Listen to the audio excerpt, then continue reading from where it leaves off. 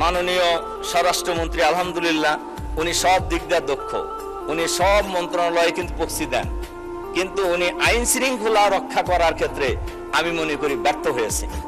যে সরকারের কাছে নিজের দলের লোকের জীবনের নিরাপত্তা নাই, সেই সরকারের কাছে বাংলাদেশের সাধারণ মানুষের জীবনের কি নিরাপত্তা আশা করা যেতে পারে?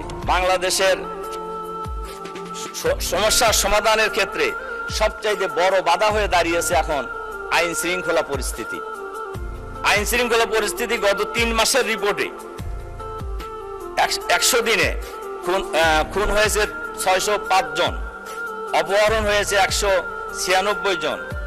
এটা হলো টিআইবির রিপোর্ট, এবং সেই রিপোর্টে বলা হয়েছে যে খুন যে হয়েছে 605 জন, এর মধ্যে সরকার দলের লোক খুন হয়েছে 288 জন।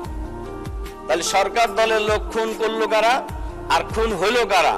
তাহলে দেখা যাচ্ছে যা হত্যাকাণ্ড হয়েছে, খুনের ঘটনা বাংলাদেশে যা ঘটেছে, এর প্রায় অর্ধেক মানুষ কিন্তু সরকার দলীয় হয়েছে। এর অর্থ হলো নিজের দলের লোকদেরকে নিজেরাই মেরেছে। এটাই যদি হয়, তাহলে যে সরকারের কাছে নিজের দলের লোকের জীবনের নিরাপত্তা নাই, সেই সরকারের কাছে বাংলাদেশের সাধারণ মানুষের জীবনের কি নিরাপত্তা আশা করা যেতে পারে?